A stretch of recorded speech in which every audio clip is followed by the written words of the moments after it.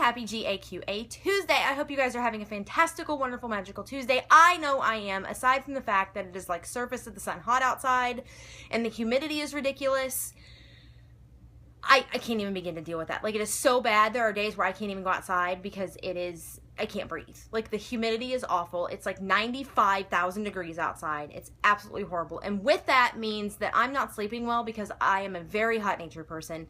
And when it is like 65, I have to have like a fan in my face and like, it's just awful. Like, I can't sleep when it's hot and I hate to sweat. Like, it's the grossest feeling in the world to me. And it just makes me gripey. And therefore, now I'm exhausted. So that means that like I have the need and the desire for a lot of caffeine, or I pity the people that come into my life because I am just crabby and cranky and do not mess with me mad. But we are not here to talk about that. We are here for GAQA Tuesday, where I answer all of your Ghost Adventures related questions that you guys ask me all up on the Facebook page. And we have a fun little list that could go a little long, so I'm gonna get started. Okay. Our first question is actually from last week. And the question is, what do the guys do in their free time outside of Ghost Adventures? I think the name of the game for the guys across the board is downtime. They are so busy all the time with Ghost Adventures and Aftershocks and other projects that when they get a day or a weekend to themselves, they spend it doing some of their favorite things. I know for Zach, I think it involves like hiking with Gracie in the mountains and sitting on his back porch and listening to wind chimes and waterfalls. I know that sounds like ridiculously stupid cheesy, but I swear that's what he does. He is kind of a homebody. He stated that in his book, how he has kind of forced himself to be a homebody because people are crazy and fans are nuts and stupid, and they have made it almost impossible for him to go out for any length of time because he'll get recognized and then it's just all chaos. So I think he just likes to sit at home with Gracie and chill out and relax and enjoy the peace and quiet. Aaron loves to sleep all day and get up really, really late and kind of walk around wherever they're at, whether they're on location or at home. He likes to just kind of puddle around Vegas really late at night. You'll always see him posting pictures on Instagram or whatever, like stupid late at night. And I think it's just because he sleeps all day. His clock's a little off. He's used to being up at night when they do investigations. I think that's kind of just stuck with him. So he sleeps all day and parties all night, which if I could do that, my day would be made. I think that if I could, sleep all day and go and gallivant Las Vegas all night and just take pictures and hang out with friends and family and people, then more power to you. I would be down for that. Billy really likes going to Lake Havasu in Arizona, which I've heard is like the place to go, which amazes me because if you have a lake house, you would think it would be somewhere like cool and pretty and calm. No, Lake Havasu is like 1,000 degrees in the summer because it's Arizona, and Arizona's like 1,000 degrees in the summer. But apparently this lake is like the bomb diggity, and everybody hangs out there, and it's like awesome sauce to the extreme. And so I want to go. I want to go like wakeboarding and tubing and swimming and fishing and, all the fun stuff. And you see the guys go with him sometimes, but I know that he goes there a lot with his family, his parents, his kids. And so I think that's kind of his escape from Vegas, and his escape from the Ghost Adventures world is a calm, nice, relaxing trip to the lake. Jay and Ashley have a farm, and I think they just spend time together. I think Jay and Ashley are together a lot anyway because Ashley does some work for Ghost Adventures. But I think that when they're able just to spend time with their dog and their family and chilling on the farm, I think that is where they really enjoy being and hanging out and relaxing and just being with each other in a calm, non-paranormal environment. So I think the name of the game for the guys is just downtime. Whatever, in whatever way, shape, or form they want to do it. I think that if they have 5 minutes themselves, they literally just want to not think about work, which I can't say that I blame them. Moving on. Our next question is, I know Zach is an empath, but Aaron, Billy, or Jay, do they have any gifts? You're right. Zach is an empath, a very strong empath. Billy and Jay and Aaron, I don't really think they have any sort of gifts that they've either talked about or really acknowledged. I think that they're all pretty sensitive to their environments. I think that happens over time. Not saying that you can acquire gifts or abilities, but I think that you become in tune with the paranormal world doing it so much. You kind of know based on past experiences. Doesn't mean that they're always, that they're always the same. It's not that. I think that you know, it's a feeling within yourself that you can't describe, or that you can't tell other people.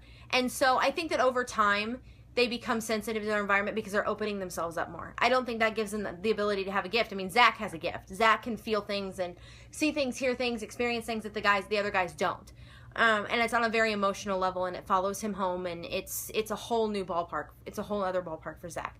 But I think all of the guys are pretty sensitive to their environment. Zach is extremely sensitive. He's a very strong empath. As for the other guys, they don't have any gifts that they've talked about that we know of. I think that it's just something that is kind of, has kind of become a part of them over time. Like I said, I don't believe you can develop a gift. I think a gift is strictly something you're born with. I think, however, you can become sensitive to an environment based on past experiences, on different levels. But that doesn't mean you have a gift. That doesn't mean you're an empath or a medium. I think that just means that you are open to what you're experiencing and you're open to what you're feeling. And that makes you just a really good investigator. So they don't have any that we know of, and Zach is an empath, but I think they're all pretty sensitive.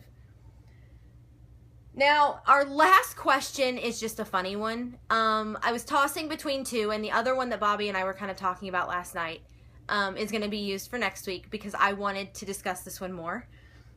We were in one of our just little chats that we have late at night. We just kind of shoot the breeze at night, and we just goof off and joke about some of the funniest things. And we were talking about today's video and just kind of the direction I was going to go or whatever, and we were talking about Zach and some of our funniest moments or some of the scariest moments of Ghost Adventures and things like that. And we got to talking about Zach and his like infatuation with getting freaky with ghosts.